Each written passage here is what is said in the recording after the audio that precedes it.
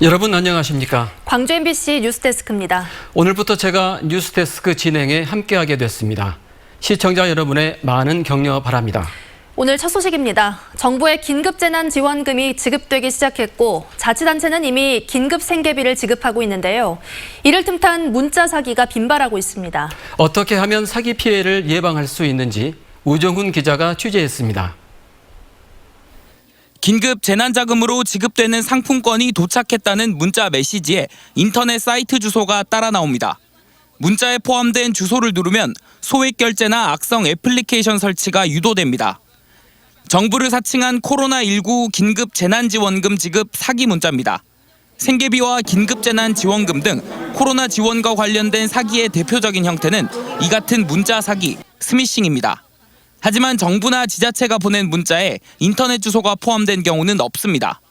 인터넷 주소가 포함된 문자를 받으시면 그것은 정부가 보낸 것이 아닌 스미싱이랄지 이런 사기 문자일 가능성이 있다는 것을 유의하시고, 이런 문자 메시지를 받았다면 일단 무시하는 것이 좋습니다. 혹시 인터넷 주소를 클릭했더라도 피해를 막을 방법은 있습니다. 링크를 클릭했다고 당황하지 마시고 요구하는 앱을 추가로 설치하지 않으면 예방할 수 있습니다.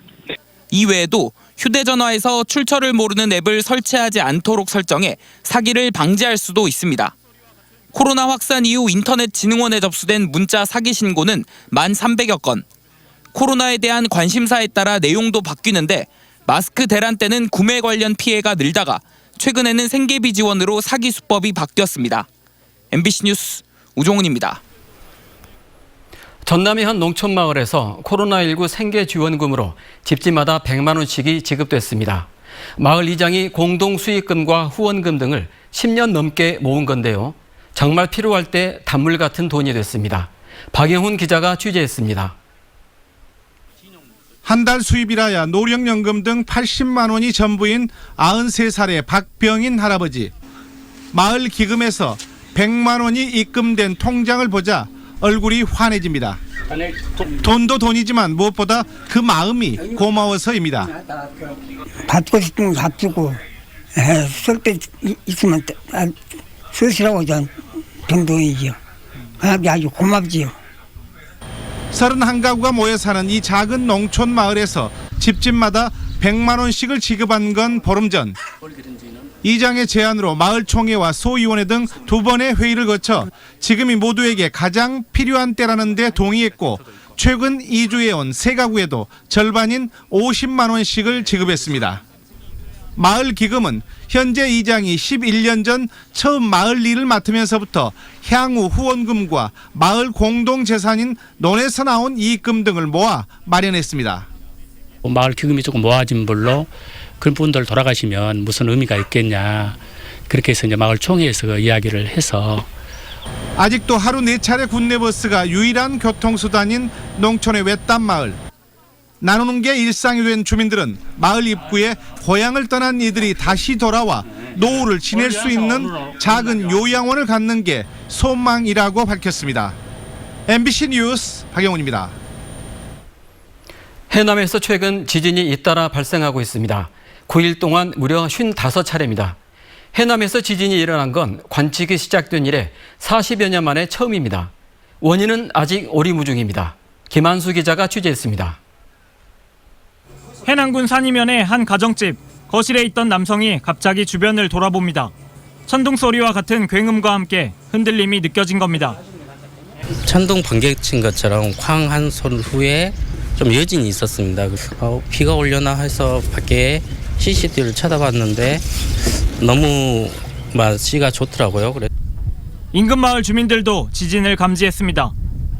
화장실에 갔다 오시더니 살짝 무엇이 우두두하네 그래. 그런데 막 딸내들이 전화가 와. 텔레비에 나오고 뭐. 어젯밤 10시 7분쯤 진도 3.1의 지진이 해남군 산이면 부동리에서 발생했습니다. 지난 26일 리히터 규모 1.8의 지진이 감지된 이후 39번째 지진으로 가장 강도가 컸습니다. 고층에 있는 사람은 흔들림을 느낄 정도였고 해남군과 소방당국에는 10여 건의 신고가 접수됐습니다. 이것이 끝이 아니었습니다. 이후 13시간 동안 16번의 미소 지진이 이어졌습니다. 리히터 규모 2.0 미만의 미소 지진을 포함하면 9일간 55번의 지진이 발생하면서 주민들은 불안감을 호소하고 있습니다.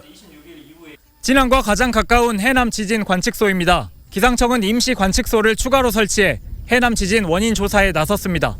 해남 지역은 기존에 지진이 자주 발생하지 않은 지역으로서 지진 발생 원인 등을 분석하기 위해서 추가적으로 4군데 정도 임시로 관측망을 설치해서 지진은 활성화된 단층이 있어야 하는데 해남 지역에는 조사된 활성 단층은 없습니다. 주민들은 최근 진앙 주변 토속 채취장 2곳에서 발파 작업이 진행됐다며 지진과의 연관성을 조사해달라는 민원을 해남군에 제기했습니다. 기상청은 진앙의 깊이가 깊은 점으로 미뤄 단순 발파로 인한 지진 가능성은 낮다고 보고 정밀 조사에 착수했습니다. MBC 뉴스 김한수입니다.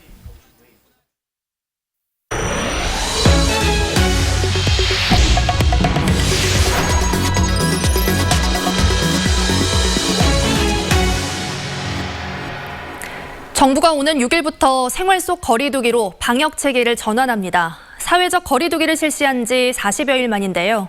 광주시도 정부 지침에 따라 그동안 문을 닫았던 공공시설들의 개장 준비에 들어갔습니다. 송정근 기자의 보도입니다. 광주 어린이들이 즐겨 찾는 패밀리랜드가 황금 연휴를 맞아 나들이 나온 시민들로 북적거립니다. 사회적 거리두기로 쌓인 답답함을 해소하기 위해 마스크를 쓰고 바깥 외출에 나왔습니다. 애들이 답답해서 좀 나왔고요. 어린이날이면 또 사람 많으니까 사람 좀 없을 때 좀 오려고 미리 검색해보고 왔습니다. 지난달부터 45일 동안 진행된 사회적 거리두기가 오는 6일부터 생활 속 거리두기로 전환됩니다. 정부는 코로나19가 안정세에 들어가고 국민의 일상 회복이 시급하다고 판단했습니다. 회식, 모임, 외출 등의 일상생활이 가능해졌고 그동안 문을 닫았던 공공시설들도 다시 문을 엽니다.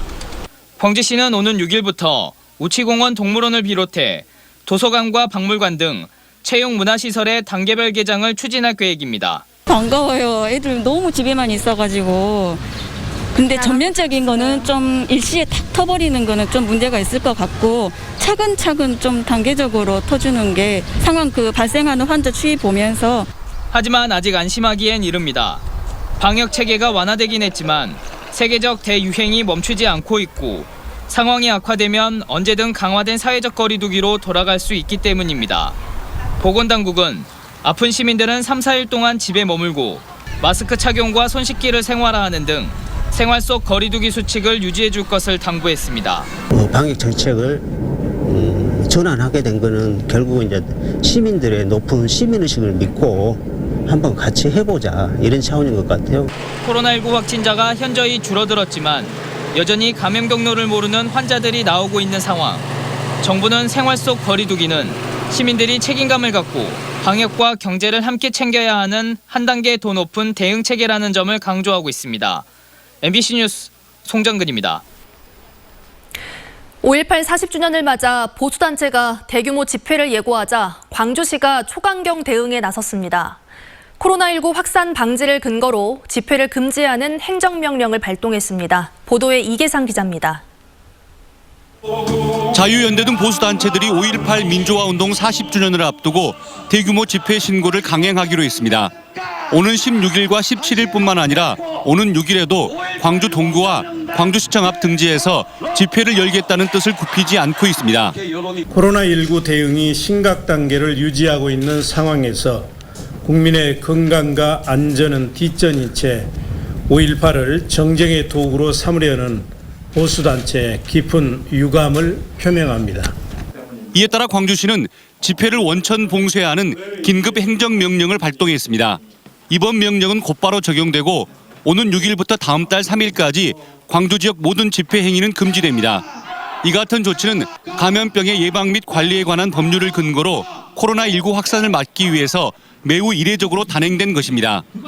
만약 이를 어기고 집회를 강행할 시에는 집회 참가자 개인별로 300만 원 이하의 벌금 등 강력한 법적 조치에 나설 것임을 엄중히 경고합니다.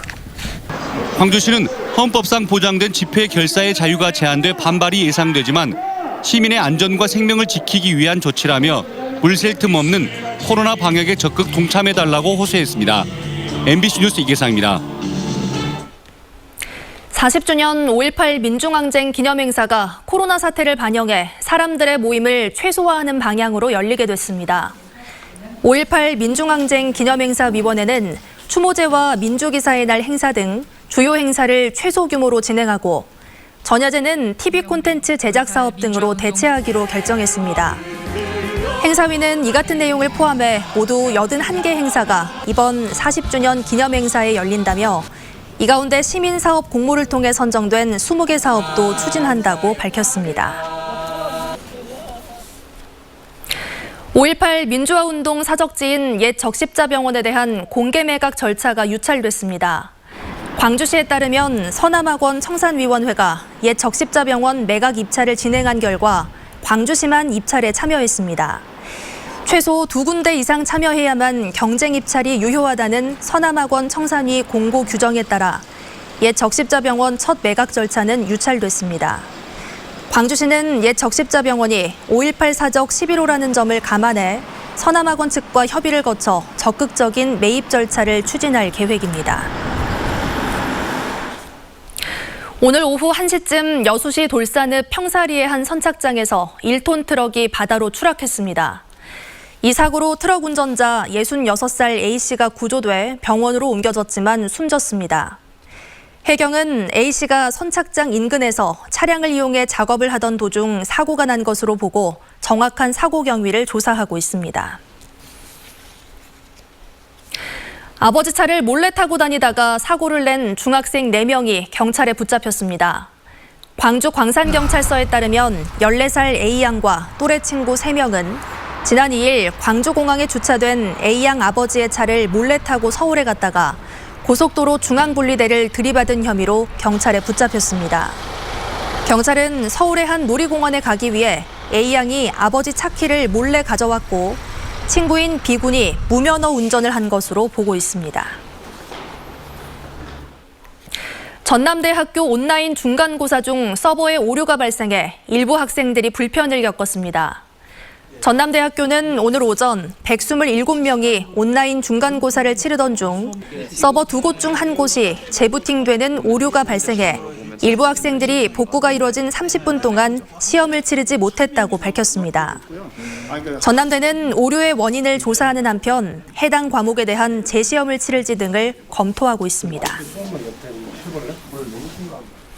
기아 타이거즈가 개막 경기를 직접 관람할 수 없는 야구 팬들을 위해 개막전 이벤트를 준비하고 있습니다. 기아 타이거즈는 내일 홈에서 무관중으로 치러지는 키움 히어로즈와의 개막전에서 팬들이 보낸 응원 메시지와 관전 인증 사진 등을 야구장 전광판에 송출하는 참여 이벤트를 진행한다고 밝혔습니다. 또 구단은 매 경기마다 선수 사인볼을 적립해 관중 입장이 허용되는 첫 경기 때 팬들에게 나누어 줄 계획입니다. 광주 시립미술관이 오는 19일부터 개관하지만 당분간 예약제로 운영됩니다. 광주 시립미술관은 휴관한 지 84일 만인 오는 19일부터 관람 예약제를 통해 미술관을 제한적으로 개관한다고 밝혔습니다. 관람을 원할 경우에는 온라인이나 유선 전화로 사전에 예약해야 하고 하루에 입장할 수 있는 인원은 본관의 경우 180명, 하정욱 미술관과 사진전시관은 각각 50명씩으로 제한됩니다. 이용섭 광주시장이 코로나19 극복 성금을 취약계층에게 신속하게 지원하라고 강조했습니다. 시민들께서 이용섭 시장은 간부회의를 통해 코로나19를 이겨낼 수 있도록 각계각층에서 보낸 성금과 물품 등이 31억 3천여만 원에 이른다고 밝혔습니다. 이 시장은 마스크와 방호복 등 방역 물품과 자가격리 지원품을 구매하는 데 사용된 27억 4천만 원을 제외한 나머지 성금이 취약계층에게 하루빨리 지원될 수 있도록 관련 기관과 협조해달라고 당부했습니다. 전라남도가 사회적 경제기업 비대면 판로 확보에 나섰습니다.